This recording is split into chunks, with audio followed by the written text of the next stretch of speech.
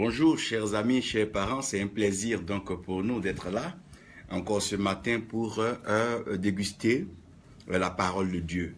Nous aurons aujourd'hui une journée assez belle et assez spéciale par la grâce de Dieu parce que le Seigneur a bien voulu que nous partageons sur certains thèmes assez importants avant de revenir à vivre le réveil. Sachez qu'il y a plusieurs lives qui sont en suspens et nous allons pouvoir donc les réaliser en fonction de la disponibilité selon l'inspiration que le Seigneur nous donne. C'est le Seigneur qui oriente toutes choses et c'est lui qui trouve ce qui est utile, ce qui est nécessaire et ce qui est bon pour ses enfants en ce jour. Rose Ouedarogo, que Dieu te bénisse, que sa grâce repose sur toi. Lengane Joseph, tu es béni, que la paix du Seigneur repose sur toi. Nous savons que Dieu est en train de bâtir son peuple et Dieu est en train de préparer ses enfants à certaines choses fondamentales, certaines choses importantes et qui sont des choses indispensables pour la vie des enfants de Dieu. Je voudrais aussi profiter donc ce matin pour pouvoir rappeler donc l'importance donc de l'évangélisation. Pasteur Gaywe Frank Arthur, ami d'enfance vivant pour le Seigneur, que Dieu te bénisse, que Dieu bénisse donc ta famille, ton épouse et les enfants. Je suis donc en train de parler de la mission d'évangélisation.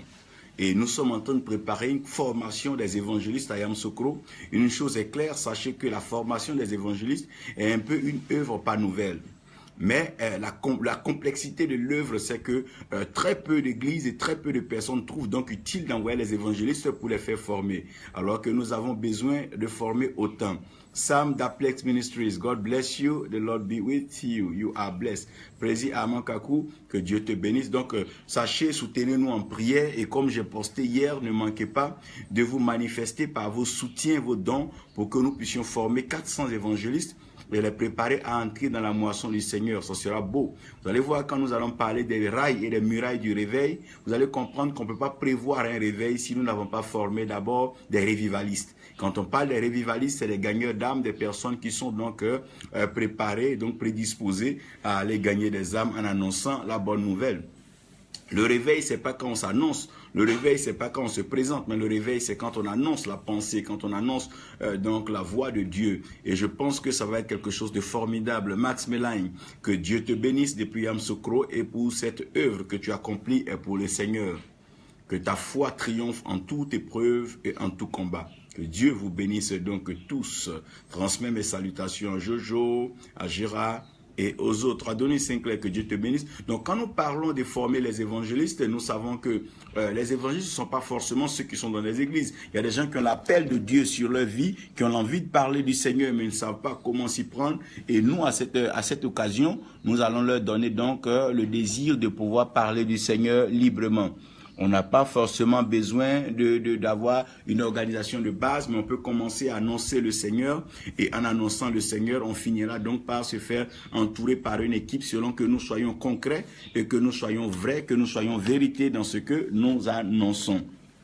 Aujourd'hui, par la grâce de Dieu, j'aurai donc à partager avec vous deux vidéos. Olivier Kouolazouza, que Dieu te bénisse. Ziga, que Dieu te bénisse. Que Dieu donc vous bénisse tous vous qui êtes en train de suivre cette vidéo. Je pense que nous aurons un temps assez fabuleux. Nous allons parler aujourd'hui de l'essentiel sur la terre. L'essentiel sur la terre que nous résumons en tant que la vie. Et cette vie que nous avons sur la terre n'est pas faite de façon fortuite. Parce que cette vie sur la terre est faite donc de mouvement. Cette vie est faite de mouvement et cette vie donc est faite de déplacement. Paul le dit en ces termes-là, permettez-moi, pendant que j'essaie de préparer une mélodie pour accompagner cela. Modérateur David Élisée, que Dieu te bénisse, que la grâce du Seigneur repose sur toi. Continue donc dans la fidélité d'œuvrer pour le Seigneur. Donc Paul est en train de dire ici, lorsque Paul doit s'adresser à tous ceux qui ont connu et qui ont accepté le Seigneur, lorsqu'il parle de nous, quand il parle de nous, il parle de nous qui avons accepté donc Jésus-Christ comme notre Seigneur et Sauveur, nous sommes prêts d'ailleurs à attendre son retour pour le servir comme il se doit. Et donc Paul, en s'adressant, Paul dit en lui, en qui? En lui, Jésus-Christ, nous avons la vie. Donc en lui, nous avons la vie. En lui, nous avons le mouvement et en lui, nous avons notre être. Donc en qui? En Jésus-Christ, nous avons quoi? Nous avons la vie. En Jésus-Christ, nous avons le mouvement. Et en Jésus-Christ, nous avons notre être. Donc j'aimerais que vous preniez déjà cette pensée, excusez-moi, que vous la gardez là. Donc Paul est en train de dire quoi? En Jésus-Christ, nous avons quoi? En Jésus-Christ, nous avons la vie. Nous avons la vie qui est d'ailleurs la chose la plus essentielle sur cette terre, parce que le vivant a plus de valeur et le vivant peut toujours communier avec Dieu, parce que Dieu est le Dieu des vivants. Borgé Akwame, que Dieu te bénisse. Eric Koulibaly, que la grâce de Dieu repose sur toi.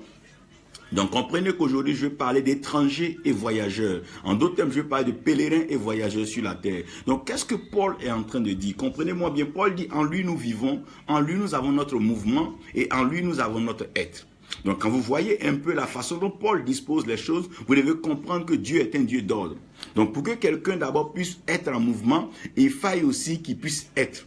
C'est parce que nous sommes que nous avons des mouvements et c'est parce que nous mouvons et que nous vivons. Donc l'évidence humaine, c'est que ce qui est stable, qui ne bouge pas, ne vit pas. Donc le mouvement vient témoigner de la vie, alors que Paul, en ordonnant ce verset, Paul dit, en lui, nous avons la vie. Et c'est parce que nous vivons que nous nous mouvons, et c'est parce que nous nous mouvons que nous avons notre être. Cela va être expliqué et même bien présenté dans notre exposé. Pourquoi ceux qui vivent doivent pouvoir se mouvoir, et pourquoi ceux qui se meuvent doivent pouvoir donc être. Paul, au travers de ces trois choses, est en train de présenter donc le fondamental pour aller vers Dieu. Il est en train de parler donc de la foi, l'espérance et l'amour. La foi est une stabilité. La foi est ce qui permet donc à l'homme de s'afficher. Nous sommes connus chrétiens à cause de notre foi en Christ. Donc la foi détermine notre être. Notre espérance, c'est quoi? C'est notre capacité à pouvoir suivre les mouvements de ce que nous avons accepté. Donc, par notre espérance, nous nous mouvons. On se déplace dans notre espérance. C'est par notre espérance que nous arrivons à voir des zones lointaines. C'est par notre espérance que nous pouvons vivre dans des pays lointains. C'est par espérance que nous arrivons donc à pouvoir attendre donc une cité meilleure dont l'architecte et le constructeur Dieu lui-même. Maintenant, notre vie est fondée sur l'amour. Donc, lorsque Paul dit en lui, nous avons donc la vie, en lui, nous mouvons et en lui nous avons notre être. Paul est en train de placer donc l'escalier spirituel par lequel nous accédons à la suprématie et à la souveraineté de Dieu. Pour approcher Dieu, nous devons avoir la foi. Après la foi, nous devons avoir l'espérance. Et après l'espérance, nous devons avoir l'amour. Donc c'est l'amour maintenant qui est notre vie. Donc quand quelqu'un est en Christ, sa vie ne est manifestée que par amour. En d'autres termes, toute autre vie qui n'est pas donc parfumée, qui n'est pas donc touchée par l'amour, n'est pas une vie spirituelle, n'est pas une vie chrétienne. Davy Eman, Comenant, que Dieu te bénisse. Prophète Crasso, que Dieu te bénisse pour l'œuvre à Lyon en ce moment. Je pense que le Seigneur va encore œuvrer dans la vie des gens. Tu es béni et ton équipe tout entière est bénie. Donc comprenez un peu encore ce que je suis en train de dire. Donc les trois choses qui vont définir la vie chrétienne, c'est que dans la foi, nous avons notre existence. C'est parce que nous proclamons notre foi alors que nous existons. Qu'est-ce qui me dit que tu es chrétien? C'est par ta foi. Si tu as la foi en Christ, tu es déjà chrétien. Lorsque tu as cette foi, comment est-ce que tu te déplaces? On se déplace par espérance. Pourquoi est-ce que je vais au Mali? Parce que j'espère qu'au Mali, Dieu me répondra. Pourquoi je vais maintenant en Corée? Parce que j'espère qu'en Corée, Dieu me répondra. Pourquoi je vais maintenant en Chine? Parce que j'espère qu'en Chine. Pourquoi je vais aux États-Unis? Parce que j'espère. Donc c'est par l'espérance que nous nous mouvons. Donc un enfant doit se déplacer par espérance. Pas parce que les gens se déplacent, mais tu dois te déplacer par espérance. Mais c'est la foi qui donne ton identité, oui. C'est par espérance que tu te déplaces et c'est par l'amour que tu vis.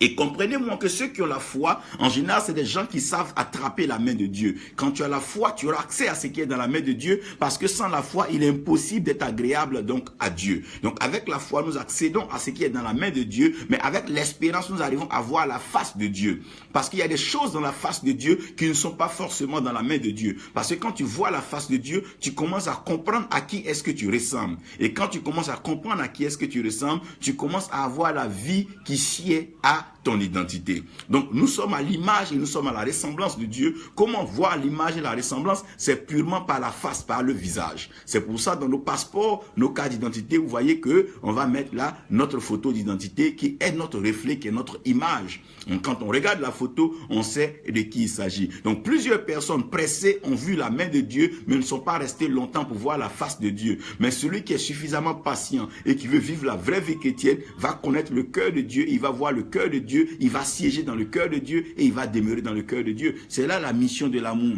Ma prière, c'est que chacun de vous aujourd'hui, au son de ma voix, puisse vivre dans la foi, vivre d'espérance en Christ et pouvoir manifester l'amour de Dieu. Parce que c'est par l'amour que nous serons donc en train de vivre. Celui qui n'a pas d'amour ne peut pas vivre. On ne peut pas vivre de haine, on ne peut pas vivre de jalousie, on ne peut pas vivre de méchanceté, on ne peut pas vivre de cruauté. Ce n'est pas des vies. Non, mais la meilleure vie, c'est la vie de l'amour. C'est qui consiste à soutenir le frère, la sœur. Tel frère est égaré. À quel niveau veux-tu que je t'assiste? As-tu perdu ta route? Je peux te montrer ta route. As-tu perdu ta santé? Oui, je peux te commander vers le guérisseur, le Jésus-Christ, celui qui guérit toute maladie.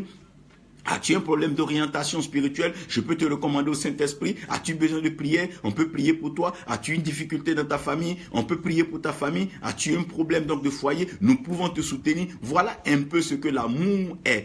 L'amour, c'est lorsque nous arrivons à nous disposer pour notre prochain et à permettre à ce que l'œuvre de Dieu avance. Donc, comprenez que le fondement de la vie chrétienne, c'est l'amour. Donc, Paul, en disant cela, Paul était en train de placer un décor assez formidable et Paul était en train de dire, en lui nous vivons, en lui nous avons notre mouvement et en lui nous avons notre être. Mais pour ce dont je dois parler aujourd'hui, je ne parlerai pas de notre vie pleinement, je ne parlerai pas de notre être spécialement, mais je parlerai de notre mouvement. Je vais parler de notre mouvement parce que Dieu, s'adressant donc dans le livre d'Hébreux est un livre assez particulier. Pas que ce livre est seulement adressé aux Hébreux, c'est vrai, mais ce livre-là peut aussi se rapporter à nous tous qui sommes donc greffés à l'olivier sauvage. Nous sommes greffés donc et nous appartenons maintenant à la famille donc d'Abraham et nous sommes aussi frères et sœurs de notre Seigneur Jésus-Christ. Dans ce livre d'Hébreux, vous allez comprendre que ce livre-là ouvre donc une lucarne vers l'approche et la conception juive et hébraïque de la foi.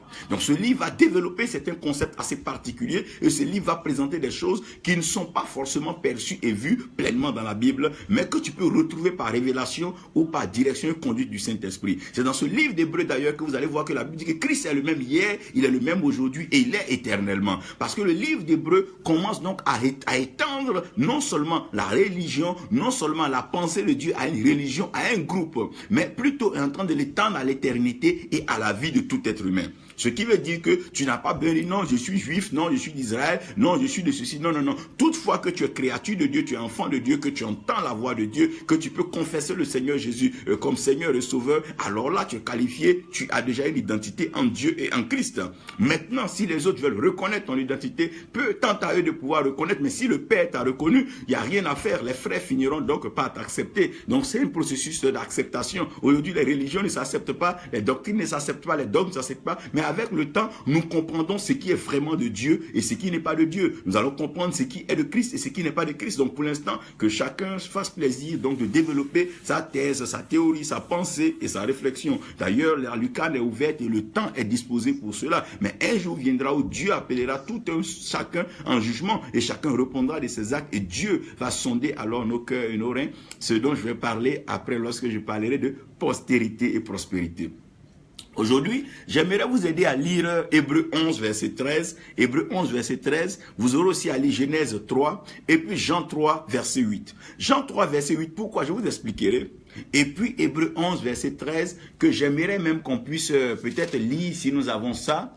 C'est avec ça que nous allons partir. J'essaie de lire un peu pour vous. C'est dans la foi qu'ils sont tous morts sans avoir obtenu les choses promises. Mais ils les ont salués, ils les ont vus et salués de loin, reconnaissant qu'ils étaient étrangers et voyageurs sur la terre. Mon Dieu, qu'ils étaient étrangers et voyageurs sur la terre. Père, tu es l'Éternel, tu es l'autorité spirituelle suprême. Tu règnes sur la terre et tu accomplis tes œuvres. Viens par ta pensée, viens par ta parole et bénis tes enfants maintenant. Que celui qui m'écoute, qu'il soit déplacé et orienté au lieu que tu as prévu pour lui. Père, que ta grâce et ta faveur se manifestent pleinement dans leur vie maintenant au nom de Jésus. Amen. Comprenez donc avec moi que Dieu est en train d'accomplir une œuvre assez particulière. Et cette œuvre que Dieu est en train d'accomplir est une œuvre assez spéciale. Excusez-moi, nous sommes en train de régler un peu l'écran qui s'est assombri un coup. Oui. Donc comprenez que l'Éternel était en train de faire cela Dieu va mettre l'homme sur terre. Et en mettant l'homme sur terre, Dieu était certainement en train de préparer l'homme à quelque chose de spécial. Et cette chose spéciale doit être le voyage.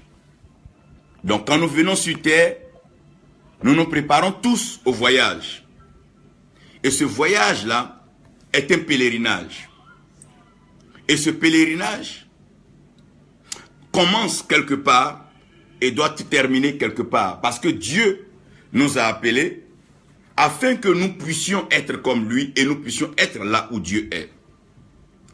Donc Dieu nous a pris en lui dans sa pensée, dans le ciel, et en concevant l'homme, Dieu a pris de la poussière de la terre, et Dieu a mis dans cette poussière formée le souffle de vie, et c'est en cela que l'homme est devenu une âme vivante. Donc nous aurons là la mission de l'esprit, la mission de l'âme et la mission du corps. Nicodème Abovi, que Dieu te bénisse. Guillaume, que Dieu te bénisse, que sa grâce repose sur toi et que sa paix soit avec toi. Prospère toujours dans l'Allemagne et que Dieu te fasse autant de bien. Donc, suivez-moi très bien là pendant que je suis en train de développer ceci. Il aura alors en tout homme ce qu'on va appeler donc le mystère du mouvement et du déplacement. Le mouvement et le déplacement. Le mouvement et le déplacement. Tout homme qui est sur la terre doit pouvoir se mouvoir et doit pouvoir se déplacer. Un homme doit pouvoir se mouvoir et un homme doit pouvoir se déplacer. Un homme qui n'arrive pas à se mouvoir et un homme qui n'arrive pas à se déplacer est comme un homme qui est paralysé, un homme qui est fixé, donc un homme qui est cloué. Donc la mission de la croix, c'était que quoi? Lui, il soit cloué, lui, il soit crucifié, afin que lui, lorsqu'il est crucifié, nous qui sommes en lui, nous puissions alors nous mouvoir et que nous puissions nous déplacer.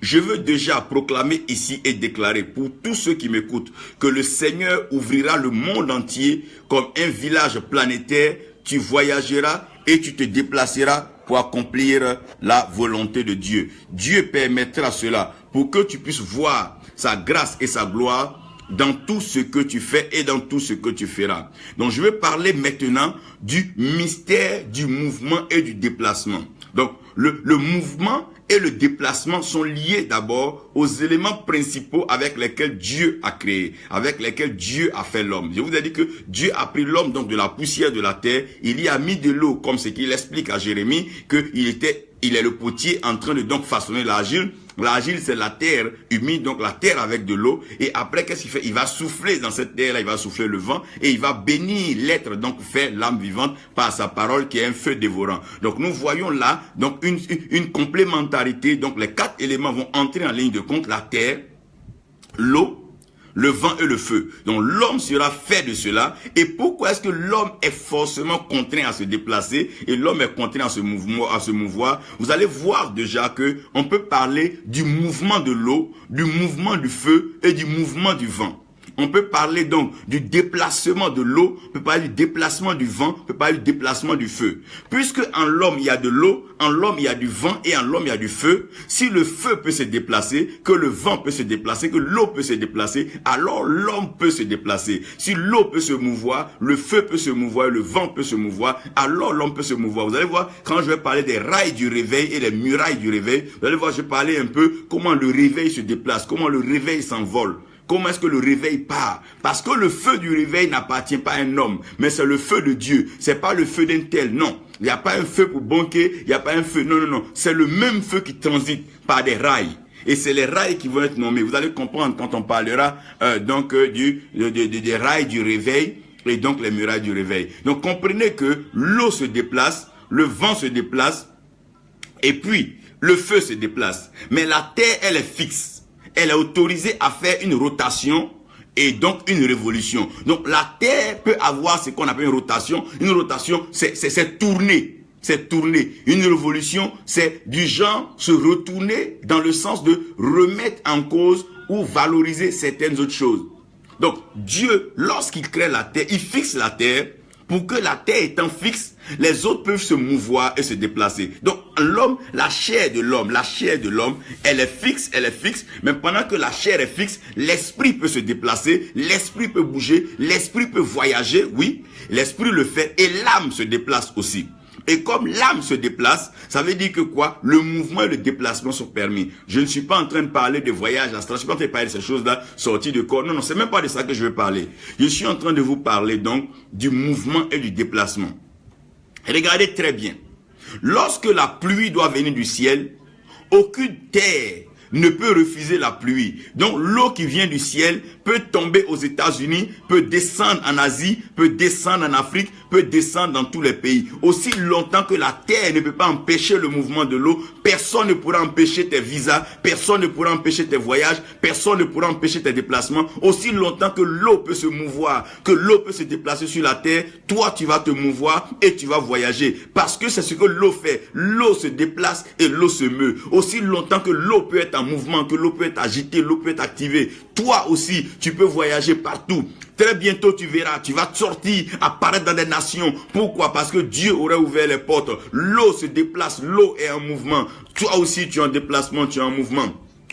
Ce n'est pas le feu qui peut être arrêté. Vous allez voir que le feu qui vient du ciel peut être partout. C'est pour ça que le réveil n'est pas lié à une nation, mais le réveil est mondial, le réveil est international. Le feu qui vient du ciel peut pas être refusé, même en Inde, peut pas être refusé, en Nicaragua, peut pas être refusé, en Uruguay, non. Parce que le feu se déplace, le feu a un mouvement. Personne ne peut arrêter le mouvement du feu. Et lorsque le feu commence à bouger, personne ne peut arrêter. Dieu est en train de te préparer, t'embraser. N'aie pas peur, quoi Dieu. Dieu est en train de te préparer, bientôt il te lancera comme prophète, évangéliste pour les nations. Les nations t'accorderont les visas et tu iras partout proclamer la grâce, la faveur de ton Dieu. Ama Gladys Conan, que Dieu te bénisse. Le mouvement et le déplacement, on peut pas refuser le déplacement du ciel. Oh mon Dieu, on peut pas déplacer on peut pas empêcher le déplacement de l'eau, on peut pas empêcher le déplacement du feu. Non. Regardez maintenant ce que Jésus est en train de dire dans Jean 3 verset 8. Il dit maintenant à Nicodème, après leur échange fructueux d'ailleurs, parlant de la naissance de nouveau, qui est un passage obligatoire pour tous ceux qui veulent connaître le Seigneur, nous devons naître d'eau et naître d'esprit. Donc, quand on parle de la naissance de nouveau, on est en train de parler de cette naissance de l'esprit. Il dit celui qui est né de l'esprit, alors là. Il dit celui qui est né de l'esprit, my God, il devient comme le vent.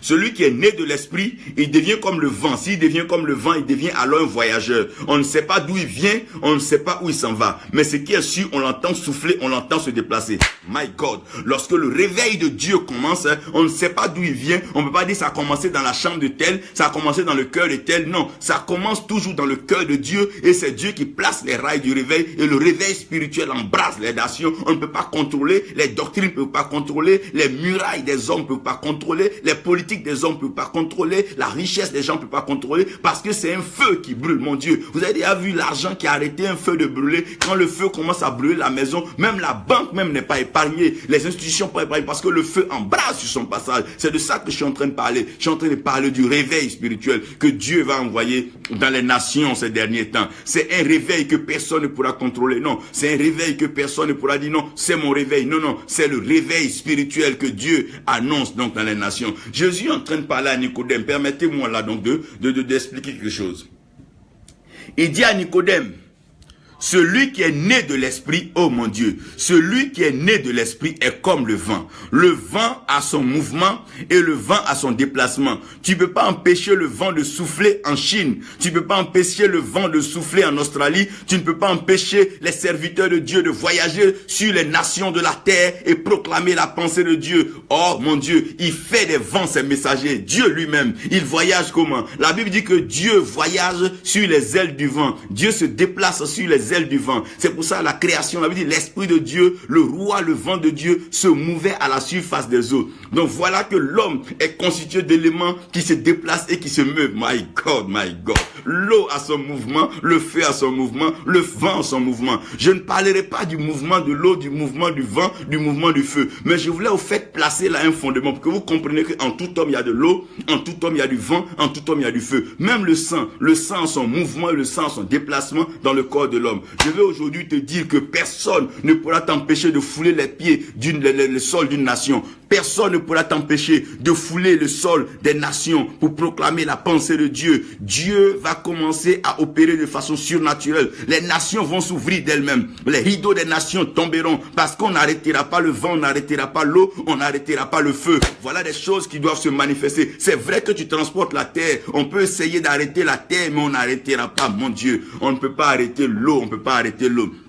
C'est pour ça, lorsque l'eau a agité, le premier malade qui tombe est guéri. Les nations auront besoin des eaux de réveil, auront besoin des eaux pour étancher les soifs. Les nations auront besoin du feu. Je parle du feu du Saint-Esprit, du vrai feu. Je suis en train de parler du vent. Le vent qui vient pour apaiser le vent, qui vient calmer les tempêtes, le vent qui vient élever le vent, qui vient restaurer. Dieu est en train de préparer cela. Le mystère du mouvement, c'est que Dieu lui-même est un Dieu de mouvement et nous qui sommes à son image et à sa ressemblance, nous sommes des hommes de mouvement. Tout enfant de Dieu doit être prêt au mouvement. Tout enfant de Dieu doit être prêt au déplacement. Même si personne ne t'invite, tu te déplaceras. Même si personne ne veut te recevoir, tu seras en mouvement. Dieu t'a créé pour être en mouvement et c'est Dieu qui va te mettre en mouvement. Abraham a quitté la cité de son père sans une invitation particulière d'un homme. Mais Abraham s'est mis en mouvement parce que Dieu le voulait en mouvement. Il dit, Abraham, quitte donc la maison, quitte ta patrie, quitte la maison de ton père et va vers la terre que je te montrerai. En d'autres termes, continue de sillonner le monde tant que je ne te montre pas une terre. Continue de voyager tant que je ne te montre pas une terre. C'est là maintenant que la notion de missionnaire et de voyageur va maintenant s'installer. Parce que le mystère du mouvement, c'est que Dieu aime le mouvement. La différence entre le mort et le vivant, c'est que le mort ne peut plus faire de mouvement, mais le vivant se meut. Et Dieu est le Dieu des vivants. Dieu est le Dieu du mouvement. La respiration est un mouvement, Oh mon Dieu, c'est un déplacement d'air depuis les narines jusqu'à l'extérieur et de l'extérieur par les narines jusqu'au poumon. C'est un déplacement. Tout ce que Dieu a fait, Dieu a équipé ça avec un système de déplacement. La différence entre les choses et les hommes, c'est que les choses ne peuvent pas se déplacer d'elles-mêmes si l'homme ne les déplace pas. Mais l'homme est doté d'un automatisme de déplacement. L'Esprit de Dieu qui est en nous, le Saint-Esprit qui vient en nous, c'est de ça que Jésus parle à Nicodème. Celui qui est né de l'esprit, frère, sœur, toi qui es né de l'esprit, ne pleure pas dans le village, dans le campement, dans le pays où tu es actuellement. Dieu va te mettre en mouvement, Dieu va te déplacer. Tu apparaîtras dans une capitale, tu apparaîtras devant des rois. Dieu va te déplacer, il y aura un déplacement, frère. Celui qui a inventé l'avion ne l'a pas fait de lui-même. Dieu avait déjà prévu les voyages entre nations, il a prévu les voyages au-delà des océans, des mers. Dieu avait déjà prévu cela. C'est en cela que les hommes ont compris qu'il fallait déjà inventer des choses comme le bateau, l'avion, la voiture et tout, les trains et autres. Dieu sait que nous allons nous déplacer. Tu vas te déplacer. Tu ne resteras pas dans la situation où tu es actuellement. Tu vas te déplacer et tu seras en mouvement. On ne va pas reconnaître ta situation. Tu sortiras d'un pays pauvre et malheureux et tu apparaîtras dans une capitale et tu seras installé pour déclarer la pensée de Dieu. Parce que Dieu est un Dieu de mouvement et Dieu est un Dieu de déplacement. Comment est-ce que Dieu est un Dieu de déplacement, Dieu est un Dieu de mouvement? Parce que même la parole de Dieu est un rouleau. C'est en le déplaçant, en le mouvant, qu'on arrive à le lire. Mon Dieu, oh my God, make it. Make it. Je ne vais pas aller là-bas. Je réserve cela. Je ne vais pas aller là-bas. Donc, le premier point, c'est le mystère du mouvement et du déplacement. Comprenez que tout ce que Dieu a créé sont autorisés à se mouvoir et à se déplacer. Parce que Dieu lui-même nous a créés avec des éléments qui se meuvent et qui se déplacent. Donc, si nous sommes constitués d'éléments qui se meuvent et qui se déplacent, je suis d'accord avec vous que nous pouvons nous mouvoir, nous pouvons nous déplacer. Par exemple, la table, elle est faite de bois. Le bois ne se déplace pas dans la forêt. Donc, la table ne peut pas se déplacer seule. Je suis d'accord. Mais toi, tu es fait de terre, d'eau, de vent et de feu. Et le vent, le feu se déplace bien avec l'eau. Ça veut dire que quoi? Toi aussi, tu vas te déplacer, tu vas avancer et tu ne seras pas perdu ni égaré sur la terre. Comprenez bien. Deuxième point, c'est les missionnaires et les voyageurs. Les missionnaires et les voyageurs. Un homme que Dieu a créé part d'un point A à un point B. Et comment est-ce qu'il arrive à quitter le point A pour aller au point B? Il passe par le processus du mouvement et du déplacement. Mais comme le mouvement et le déplacement sont purement spirituels, nous rentrons maintenant ici pour que vous compreniez qu'ils deviennent alors des voyageurs. Quand on dit un voyageur, c'est qui? C'est quelqu'un qui se déplace d'un point et qui va vers un point dans l'espoir de retrouver certaines choses, donc au point dans lequel il s'en va. Donc un voyageur qui quitte par exemple sa ville pour aller dans une autre ville, il va dans l'espoir d'aller voir quelque chose dans cette ville. Hervé Yavo, tu es béni, Jean et la Renaud, que Dieu te bénisse, serviteur de Dieu. Donc comprenez avec moi que Dieu, quand on parle de voyageur, le voyageur c'est quelqu'un qui quitte un lieu pour aller dans un lieu au travers d'un engin pour aller donc réaliser un rêve qui lui est propre. Donc le voyageur voyage avec un rêve. Le voyageur voyage avec un idéal. Le voyageur voyage avec une pensée. Et le voyageur, c'est quelqu'un qui dit, ben tiens, en quittant ici, j'aspire à quelque chose de meilleur. Je veux aller me réaliser là-bas. Je veux aller réaliser mes rêves là-bas. Je veux aller faire quelque chose de meilleur pour que quand je reviendrai, je puisse dire à mes frères, voilà ce qui se passe. Maintenant, le missionnaire, c'est quelqu'un qui voyage, mais lui, cette fois-ci, il ne voyage pas avec un espoir, il ne voyage pas avec des rêves, mais il voyage avec déjà une mission, avec une commission bien écrite. Par exemple, quand Joseph partait en Égypte, Joseph ne va partir en Égypte comme un voyageur, il est parti comme un missionnaire. Parce qu'il devait aller préparer donc les vivres pour que lorsque la famine va arriver, son père, Jacob, et ses frères ne meurent pas dans la famine. Parce que dans la promesse que Dieu a faite à Abraham, il était question que la famine ne nuise pas, ne détruise pas son peuple. Donc toutefois qu'il doit avoir une famine, une calamité, Dieu doit envoyer quelqu'un en mission pour aller préparer donc l'arrivée des autres.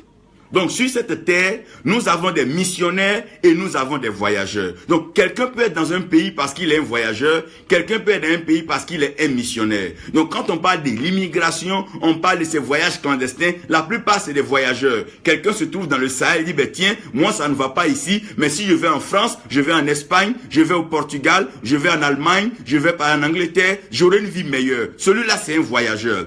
Il voyage avec l'espérance que la terre là-bas lui sera meilleure parce que les hommes là-bas seront meilleurs et les structures, les infrastructures en place sont mieux pour le rendre heureux. Mais quand on parle du missionnaire, c'est quelqu'un que Dieu prend, à qui Dieu parle.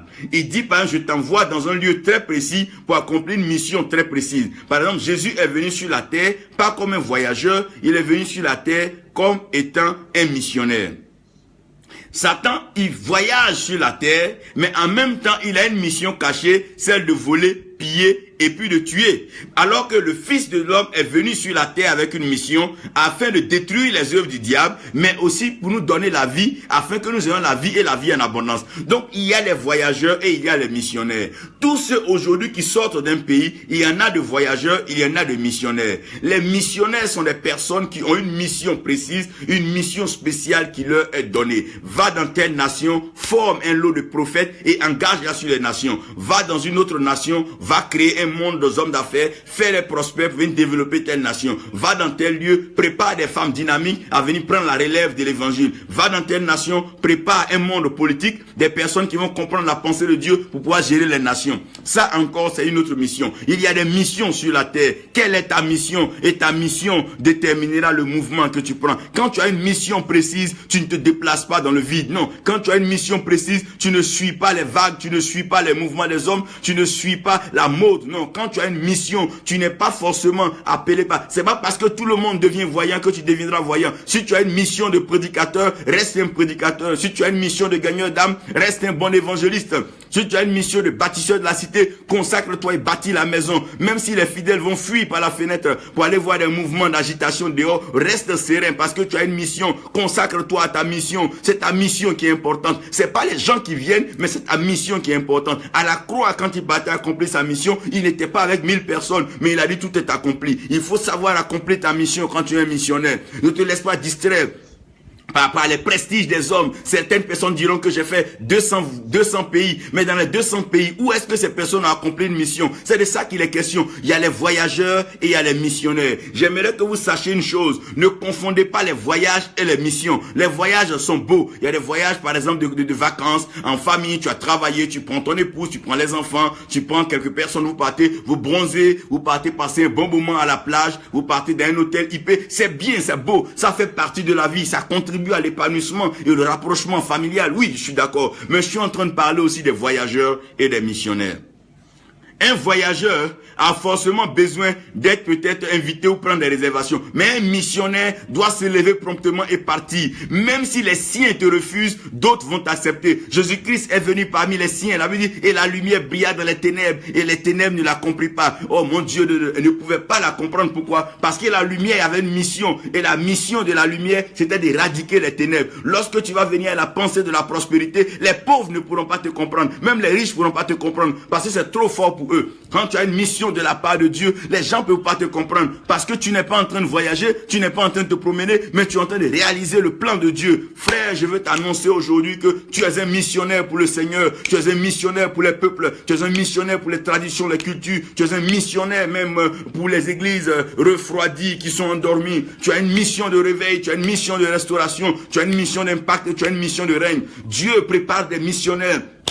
Le missionnaire, non, c'est pas celui-là qui dit non, viens chez moi, après je vais chez toi. Non, ça c'est pas des missionnaires, ça c'est des voyageurs, des gens qui ont envie de voyager. Non, tu m'as rendu visite, il faut que je te rende visite. Un missionnaire, si Dieu te dit tout à l'heure, lève-toi, va en Afrique du Sud, lève-toi, prends ton vol et va en Afrique du Sud. Même si les pasteurs de là-bas te refusent, Dieu va trouver des gens qui vont te recevoir. Même si les chrétiens te refusent, Dieu va trouver quelqu'un d'une autre religion pour te recevoir. Dieu va trouver quelqu'un pour te recevoir. Lorsque le Seigneur devait venir sur la terre, Dieu a trouvé une femme, un ventre disposé comme Marie pour recevoir la sémence afin de pouvoir faire sortir notre Seigneur. Dieu a prévu quelque part une terre, des gens pour recevoir des missionnaires.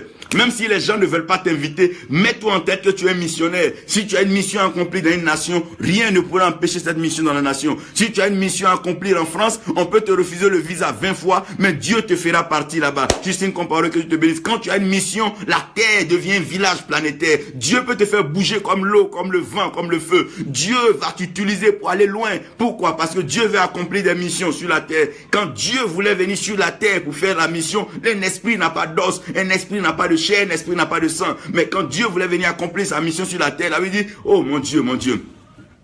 Au commencement était la parole. Mon Dieu, mon Dieu. Et la parole était avec Dieu, la parole était Dieu. Elle était au commencement avec Dieu. Et cette parole-là fut faite chair. Pourquoi? Parce qu'elle devait habiter parmi nous. Quand Dieu voulait venir habiter parmi nous, Dieu a mis une chair à l'esprit. My God. Quand Dieu veut te faire parler au roi, il va te équiper avec un vêtement pour parler au roi. Dieu est un Dieu de mission. Dieu est un Dieu missionnaire. Dieu est un Dieu de mission. Dieu est en train de préparer des jeunes hommes, des jeunes femmes qui vont parler à des leaders politiques dans le monde entier. Des jeunes hommes et des jeunes femmes qui vont dévancer l'action des ONG et qui vont commencer à préparer la pensée de Dieu pour éviter les chaos, les cataclysmes et les séismes que le monde entier a provoqué. Dieu a des missionnaires, frère. Dieu a des missionnaires. Fabrice Poitiers, que Dieu te bénisse, que Dieu bénisse ta mission en Côte d'Ivoire. Même si aucun pasteur ne t'invite en Côte d'Ivoire, que Dieu te dit de venir en Côte d'Ivoire, viens. Il y a toujours une maison qui va te recevoir. Même si certains vont te refuser, il y a quelqu'un qui va te recevoir. La mission, c'est ça. C'est pas un jeu d'invitation, c'est une affaire de réception. Si Dieu te dit que tu dois aller prêcher en Inde, même si tu ne connais pas un pasteur en Inde, Dieu va t'envoyer en Inde, Dieu va t'établir en Inde, il va t'imposer en Inde. Et Dieu va envoyer les meilleurs Indiens à venir comprendre sa pensée. Parce que c'est à cause d'eux que tu t'en vas. Lorsqu'un infirmier, ou bien un directeur, ou bien un enseignant affecté dans un campement, il ne connaît même pas le campement souvent, mais il va. Comme il est venu pour apporter du bien à la communauté, les villageois, même le chef du village commence à le recevoir. Si ta mission est pour bénir les nations, si ta mission est pour guérir les nations, sache que les nations sauront te recevoir et les nations te donneront leur meilleur. Parce que Dieu est avec toi. Tu es un missionnaire sur la terre. Oui, il y a des voyageurs, d'accord, mais il y a aussi des missionnaires sur la terre. Il y a des missionnaires, des personnes que Dieu va envoyer, vice versa. Il y a des gens que Dieu va prendre dans des pays très développés et que Dieu va envoyer dans d'autres pays, dans d'autres contrées pour venir partager sa pensée et révéler sa volonté. Dieu est Dieu missionnaire. Dieu est un missionnaire. Vous devez comprendre la pensée de Dieu, que Dieu est missionnaire. Dieu est missionnaire. Tu n'es pas sur la terre pour te promener. Il y a une mission pour toi. Arrête de te promener d'ambassade en ambassade et te faire refuser le visa. Non, tu es un missionnaire. Laisse-toi conduire par l'esprit et Dieu t'emmènera dans le lieu. Peut-être même arriver à l'ambassade, c'est l'ambassadeur que Dieu touchera. Il te donnera le visa, pas pour un jour ni pour 2 jours. Il te donnera un visa pour la permanence parce qu'il sait que Dieu t'a envoyé. Lorsque Dieu t'envoie, Dieu prépare les rois. Quand Dieu t'envoie, Dieu prépare les gens pour te recevoir. Tu n'as pas besoin de te promener sur la terre. À cette Djibo, que Dieu te bénisse, que sa grâce repose sur toi. Quand tu es un missionnaire, Dieu va préparer des gens, même pour te donner le minimum à manger, de quoi te vêtir, de l'eau à boire. Dieu te bénira. N'aie pas peur. Ne crois pas que non, je suis missionnaire, si je ne bâtis pas une église, si je n'invite pas des gens, ils ne vont pas m'inviter. Tu n'as pas besoin de cela. Si Dieu t'envoie en mission, Dieu va préparer une famille, une maison. Dieu va préparer quelqu'un pour te recevoir. Il y a toujours quelqu'un pour te recevoir. Et cette personne est préparée par Dieu et la mission sera meilleure. Parce que cette personne va te donner sa force au lieu de voir des gens qui vont t'inviter, après te discréditer, mentir sur toi, dire des choses qui ne sont pas vraies. Mais plutôt Dieu va créer la connexion spirituelle et tu arriveras là-bas. Frère, quoi qu'on dise de tout ce que nous sommes en train de faire sur la terre, Marcel, que Dieu te bénisse, comprenez-moi bien, nous sommes tous pèlerins sur la terre.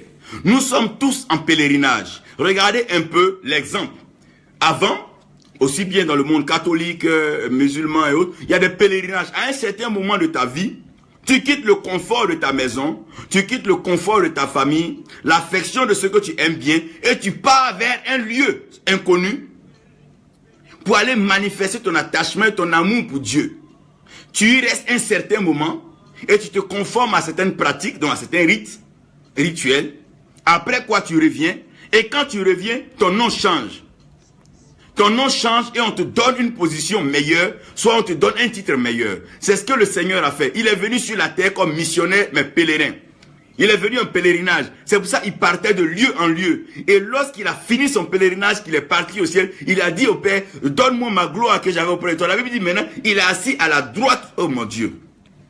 Il est assis à la droite du Père.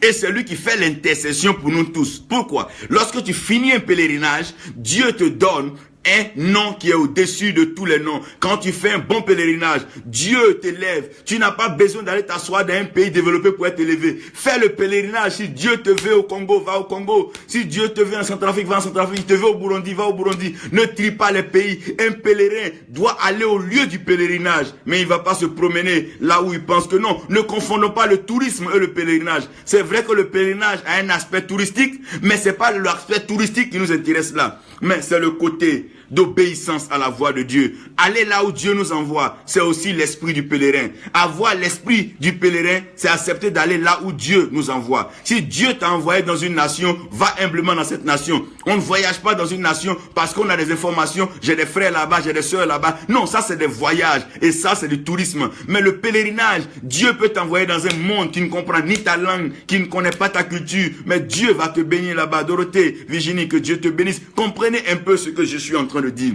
Le pèlerinage, c'est une façon de manifester, de prouver à Dieu qu'on peut le suivre. Suivre Dieu, c'est quoi? Le suivre dans le bien comme le suivre dans le mal. Le suivre dans la pauvreté comme le suivre dans la richesse. Le suivre dans les hauteurs comme le suivre dans les profondeurs. Le suivre dans l'humiliation comme le suivre dans la gloire. Le suivre dans les ténèbres comme le suivre dans la lumière. Si nous marchons avec lui comme il est notre lumière, nous ne trébucherons jamais et nous ne tomberons jamais. Pourquoi? Parce que Dieu lui-même est lui qui guide.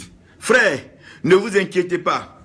Même si personne ne vous invite dans des pays du monde, si personne ne t'invite en Amérique, si personne ne t'invite en Angleterre, si personne ne t'invite en Chine, si personne ne t'invite, n'aie pas peur. Ne sois pas troublé parce qu'on ne t'invite pas, mais sois serein. Parce que Dieu t'envoie en mission en ce lieu. Dieu touchera un cœur, Dieu touchera une famille, il touchera une personne. Quand Marie était enceinte, normalement quand on est enceinte, on va d'abord voir les sages-femmes ou on va se faire consulter gynéco. Mais il n'était pas prêt pour elle. L'ange lui a dit, va voir Élisabeth. Il y a toujours quelqu'un que Dieu va prévoir. Il y a toujours quelqu'un que Dieu va préparer pour toi. Dans une nation, si Dieu t'envoie au Canada, n'aie pas peur. Lève-toi, quelqu'un va t'accueillir, même à l'aéroport, dans l'avion. Tu connaîtras quelqu'un qui te parlera de quelqu'un d'autre et cette personne te recevra. Dieu nous a amenés sur la terre comme des pèlerins, comme des missionnaires. Vous ne devez pas avoir peur d'aller dans les nations. Vous allez dans les nations chaudes. Il y a des moments des nations où le climat est insupportable. Mais Dieu va revêtir votre vie. Il va vous couvrir dans la chaleur. Vous n'aurez pas chaud. Et dans la fraîcheur, vous n'aurez pas froid. Il dit même dans l'eau, vous ne serez pas noyé. Et dans le feu, vous ne serez pas consumé.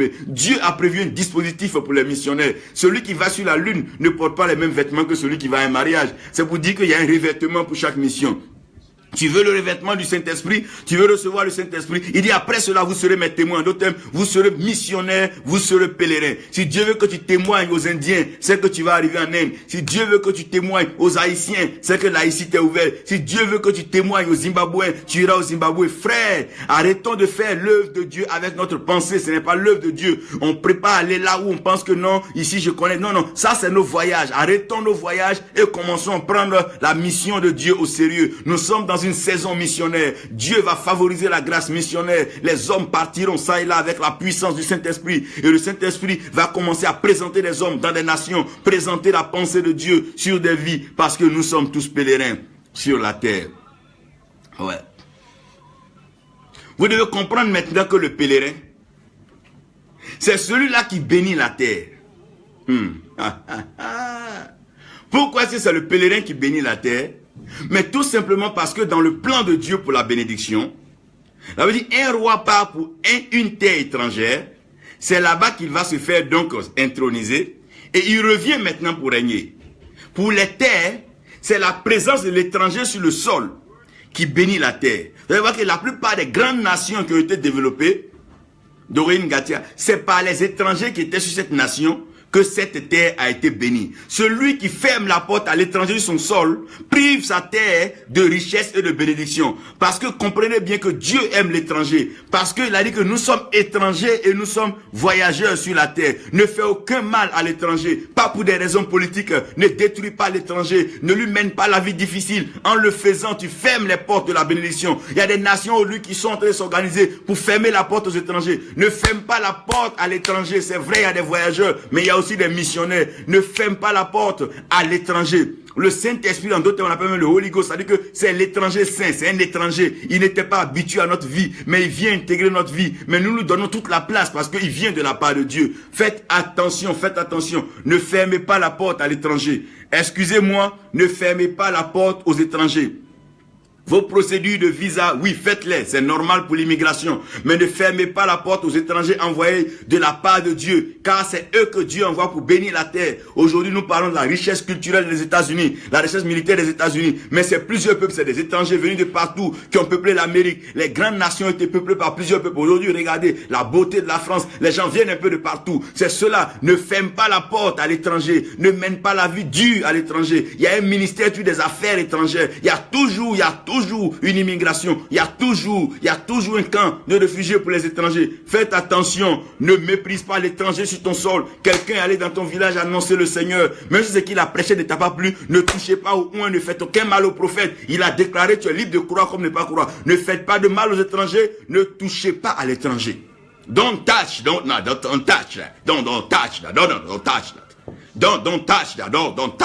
Ne touchez pas, ne faites aucun mal à l'étranger. Donnez-lui de la terre, donnez-lui de la place. Laissez-le s'exprimer. Tout ce qu'il bâtira là, c'est pour vos enfants et vos petits-enfants. On ne se déplace pas avec les réalisations. La croix qui est sur la croix, qui est venue sur la terre, il n'est pas allé au ciel à la croix. C'est aujourd'hui nous qui sommes sauvés par centaines de milliers sur la croix. Mais pourquoi alors refuser une telle action?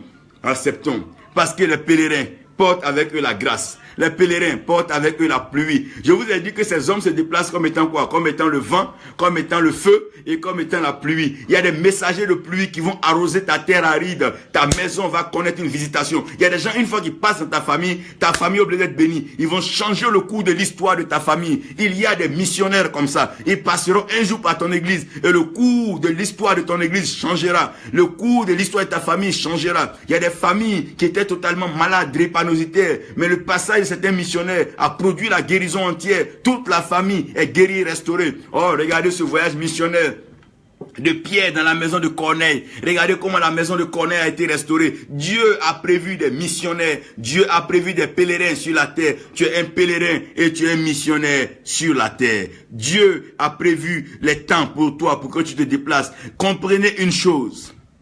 Pendant que nous vivons, nous sommes condamnés au mouvement et au déplacement. Si tu vis, alors tu dois te déplacer, tu dois te mouvoir, tu dois accomplir la mission pour Dieu. C'est pas à toi de te soucier, mais c'est à toi de faire confiance à Dieu. Dieu nous sort de la zone de confort afin de pouvoir nous bénir parce qu'il est l'Éternel et il est notre Dieu. Et la grâce de Dieu, la gloire de Dieu va tous les jours se manifester pleinement dans notre vie. Comprenez bien, je vais terminer donc ce chapitre-là par étranger voyageur. Abraham est considéré comme étranger voyageur. Mais regardez toute la terre entière, tout le monde se reconnaît en Abraham. Si Abraham avait refusé de voyage et d'être étranger, comment est-ce que le monde entier allait être béni par Abraham? Aujourd'hui, regardez les peuls, regardez les nomades, les éleveurs. C'est en se déplaçant qu'ils arrivent à ravitailler les nations en viande et en bétail. S'ils ne se déplaçaient pas, devine un peu que chacun allait se déplacer pour aller très loin, aller chercher lui-même sa viande. Les voyageurs apportent la provision. C'est des étrangers voyageurs. Les étrangers voyageurs, c'est des gens qui viennent des choses nouvelles. Quelqu'un qui vient t'annoncer l'évangile, même si c'est pas comme ça qu'on t'avait enseigné, prends la peine d'écouter l'étranger voyageur. Il a un message pour toi, il a une parole pour toi. C'est pour ça dans tout village, quand un étranger arrive, on lui demande une nouvelle. Pourquoi il demande une nouvelle? Parce qu'il y avait une ancienne, il y avait l'information que tout le village avait. Mais il vient avec une nouvelle chose. La révélation de la parole de Dieu se trouve dans la bouche des étrangers voyageurs. La révélation de la pensée du plan de Dieu se trouve dans la bouche, dans le cœur des étrangers voyageurs. Un homme qui se déplace a au moins vu quelque chose, soit à l'entrée du village ou bien dans le voyage. Quelqu'un qui arrive vers toi a une nouvelle information à t'apporter. Dieu fait de toi un étranger voyageur. Un étranger voyageur, pourquoi? Parce que comprenez que sur cette terre, il y a certains qui sont tombés et ils dorment pour toujours. Mais certains vont se relever, certains vont se relever et continuer à vivre éternellement. Ça veut dire quoi? Ce qui va rester de nous, c'est le message que nous avons prêché, c'est les actes que nous avons posés pour le Seigneur. Nous, le corps tombera, mais le message vivra. L'homme mourra, oui, mais le message vivra. La pensée vivra, le Saint-Esprit engagé vivra, la proclamation vivra. Aujourd'hui, nous aspirons encore, nous méditons encore les prophéties d'Ésaïe, d'Ézéchiel. Nous allons même fouiller dans Michée, nous allons voir Jonas, nous sommes prêts à aller nous remettre à oser. Nous sommes prêts à aller lire Jérémie. Pourquoi? C'est des hommes qui sont tombés, mais qui sont relevés pour vivre, parce que la parole ne meurt jamais. La terre passera, le ciel passera, mais la parole de Dieu ne mourra jamais. Un étranger voyageur est quelqu'un qui voyage avec le message. Il voyage avec la pensée de Dieu. Il voyage avec le cœur de Dieu. Le cœur de Dieu est plein de messages. Quelqu'un souffre chez lui à la maison. Quelqu'un est malade chez lui. Une femme n'arrive pas à enfanter. Quelqu'un n'arrive même pas à pouvoir joindre les deux bouts. Tu as la parole de Dieu pour apporter la révélation dans cette vie. Oui, tu as la parole de Dieu pour pouvoir restaurer la vie des gens. Quelque part dans le pays où tu te trouves, c'est vrai, c'est un pays développé, mais il y a des hommes qui sont dans la misère. Ils sont captifs des liens et des pièges de l'ennemi. Tu es la voix de la délivrance pour cette personne et on parlera tous les jours de toi. Aujourd'hui, quand tu passes dans les pays africains, il y a encore des icônes, il y a encore des piliers qui sont au nom de certains pèlerins, missionnaires qui sont venus donc marquer ces nations. C'est vrai que les gens tomberont, oui, mais tes œuvres vivront toujours. N'aie pas peur de prêcher l'évangile, n'aie pas peur d'annoncer la bonne nouvelle. Tu es un messager envoyé par Dieu.